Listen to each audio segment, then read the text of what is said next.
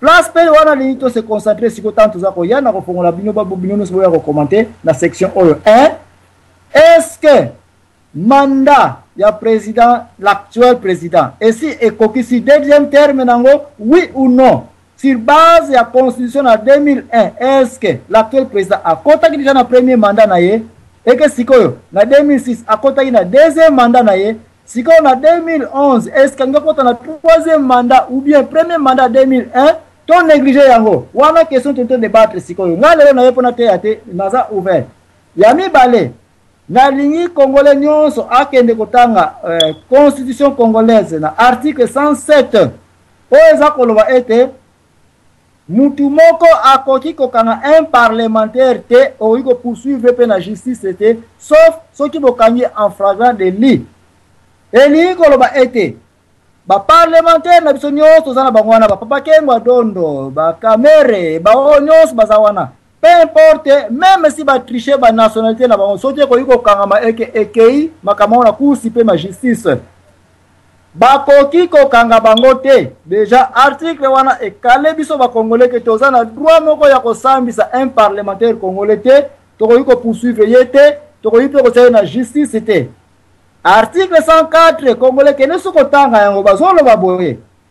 Tout ex-président et nous avons pas Mobutu à présent, papa Laurent Désiré Soba à présent, Kassavu Soba à présent, na papa Joseph Kabila Ndenga Zaliwana. Okoki ko rejeté bango lisusu comme parlementaire te baza d'office parlementaire donc un ex-président soka tiki kitine bokonzi. Il ne peut pas sortir du Congo, il ne peut pas être considéré comme un étranger ou qui que ce soit, sinon que bokoki même ko sambisa lisusu parce que na article 107 et na fongole bino yango déjà. La banaille dans l'article 107 comme ça. Un parlementaire ne peut pas être poursuivi, il ne peut pas être jugé, il ne peut pas être arrêté sauf en cas de flagrant délit. 104 l'objet ex-président Nyon Sénigno parce que ceux qui va élection est passé et que Joseph Kabila Aza out, Aza n'a cité Moutumoka touché été parce que automatiquement il devient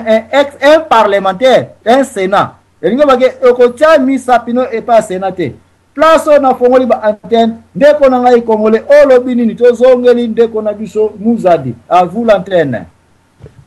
Bon, merci ndeko Zambwana, mais na ba toujours ma constitution ka ndengo zolo ba wana ndengo pesa exemple na liboso na ba chérubin bon on a kota moi mokena makambo olobia wa boye ozomona exemple ya ba chérubin na kati ya Biblia ndengo lobi wana ba chérubin bien sûr bazali kolanda mibeko oyo ya Nzambe bazali ki wana ba parlementaire ya Nzambe ko sala oyo ya bon Nzambe ezalaki wana pona balanda yango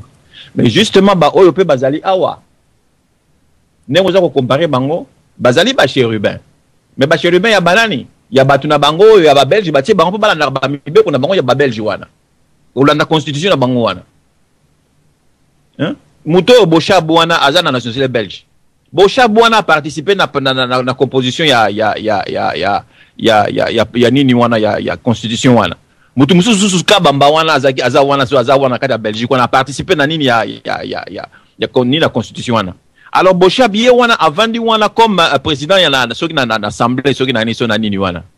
Bo yo yebisanga sikasikoyo kaka constitution oyo ye asalaki avandaki asali constitution wana. Aye la constitution siko avandi wana azali wana na parlement azako la constitution na te pona nini azako la constitution na te akanga chef na ye alba ke buyoza ko bebisa omoni ke bazali ba tona bazali ba chérubin constitution na batika pona ko flouer batu mais bazako la ndaka ba mibeko na bango ezako taka na Belgique bon alors batu ya motino bazali na trahison ya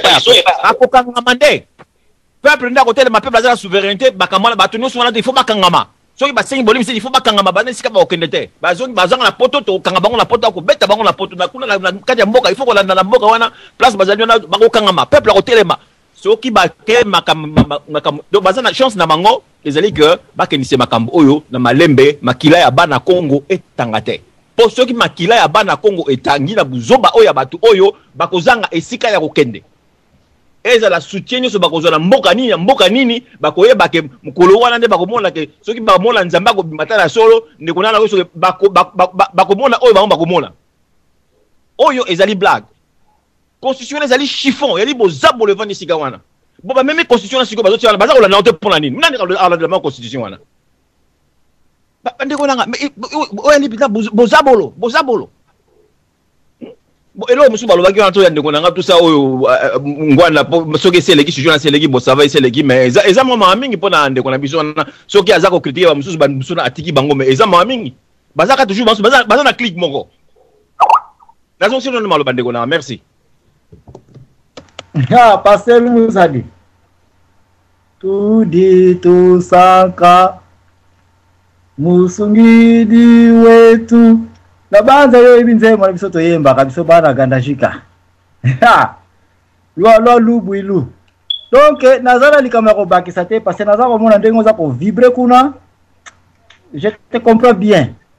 Mais na banza to pesa na mama mise to yo kapeli susu oye kuna makamtu ali ko lobela ezali ko lobela mboka nyonso ezana kipelekese na nationalité. Ezako konza misaba pays nyonso Afrique to mona ngona Côte d'Ivoire. Toza komona ngo na ba pays ndenge na ndenge mais à Congo est-ce que saga oyo eleki mingi te mama mise à vous l'antenne. Oui papa Zambwana eboto na yo eboto na balandinyo surtout en conférence pe balandinyo sa radio lisolo la butalelo papa na Zambwana landi bino na bokebi depuis bobandi vraiment eza makamo mingi na kati bozolo ba wana na yebaka te parce que bon comme bino moko boyebi tutanga na Kinshasa mais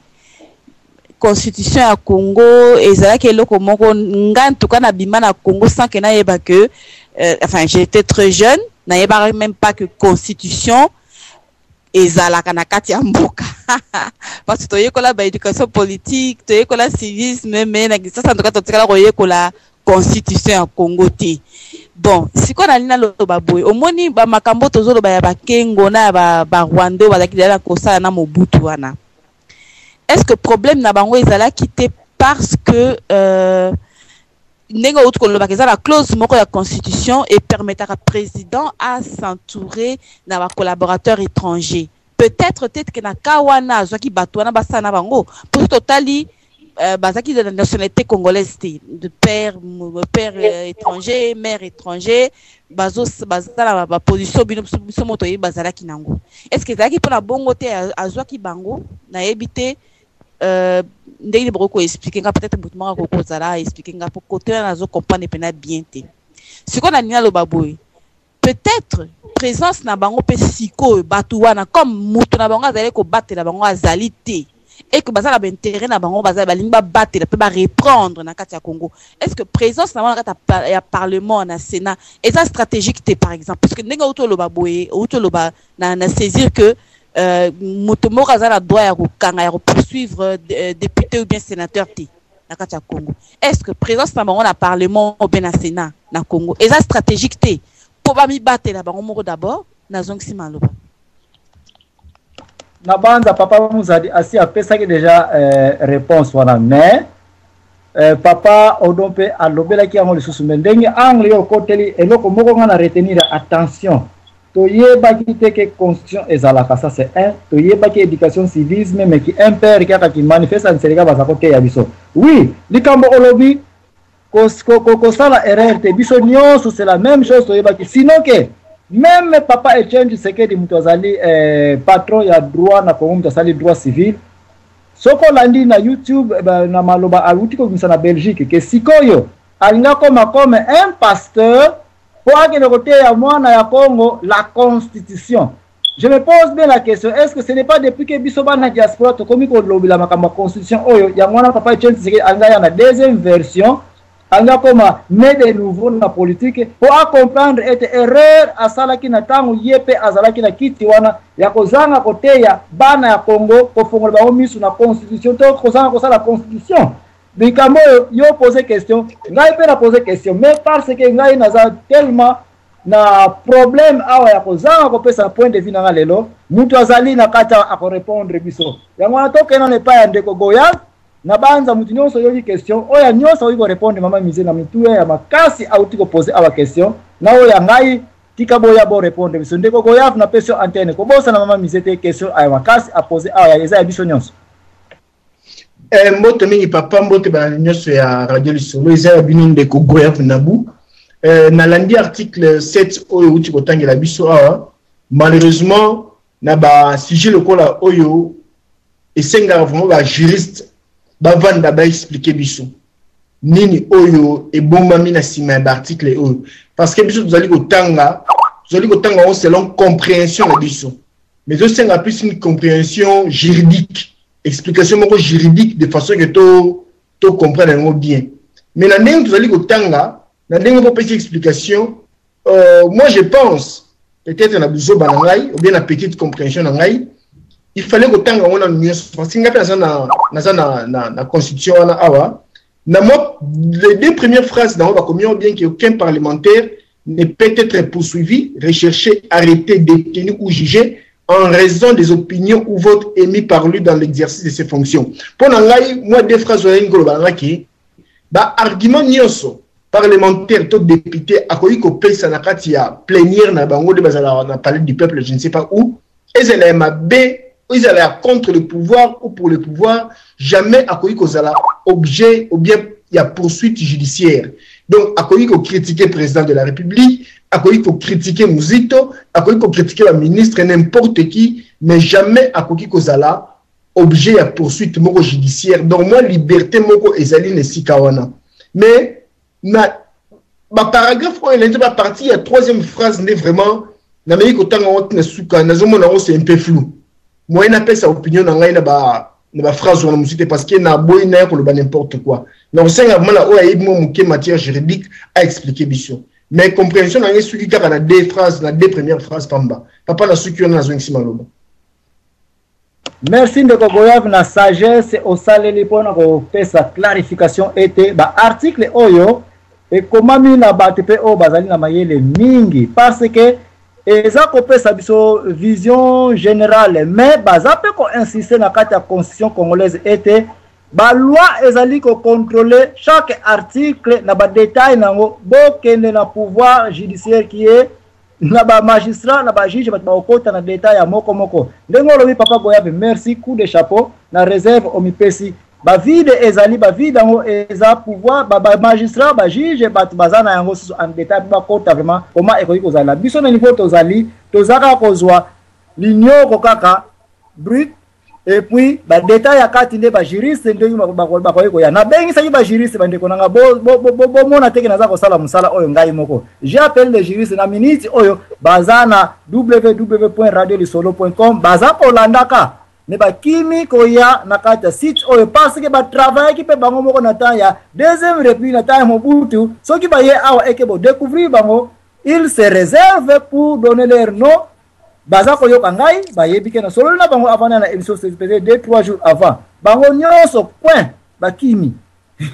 donc ndeko boya sana bango nini vraiment est-ce que to bebisa makamna bango parce que ngwanda kutu yembo ko mtazala ki muto azako sana Mobutu pembeni neko décider makama mboka ya atelema libosa peuple na aloba makama banga te ba bazo bangeloko ni rezo bazo bangela parce que bazo linga baya ko kondila ka ba poste na temps oyo susu papa Etienne Tshisekedi azako ya ou bien ce qui papa Etienne Tshisekedi on bien ou bien et batu bayebi bango papa na batu bayebi bango très bien bako bomba batiwa ba wata ba masque peut-être bazo bomba mapo soki ba bimisi ba kamuna bango eke match o nge beta mana novembre oyo bayebi te soki kozana pour bango ou contre bango soki kozana contre bango bangwana ba sekedi afadis ba ndeke wana wu ba kesu na mutu a gagner donc bazana ba bula donc pour le pouvoir pour le mbongo mutu salingi ne koteka constitution congolaise en tout cas pour na tana biso za kopusana na pesa sikoyo ndeko Véron pour na zoki mwakala o zanal maloba et puis to kena ndeko Roger ndeko Odon ndeko DSV et puis bongo to koyeba comment to kopusana ka soki ndeko po ministre na sezanano ndeko Véron na pesa maloba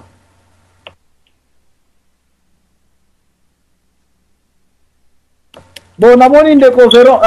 azalite sauf soka azali akoyiko za maloba toke na ndeko Mbala et puis bon toke na ndeko Odon ndeko Mbala ozana kati wana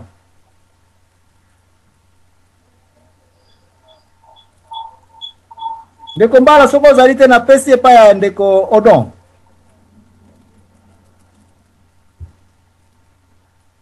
allo oui Odon na pesi opo badeba ndeko bazana kati na moni mwa retard ndeko Mbala olinga zo maloba prenga po mezate na baboye papa nanga oyebi maram tolobi oyebi il faut pas to niera histoire hein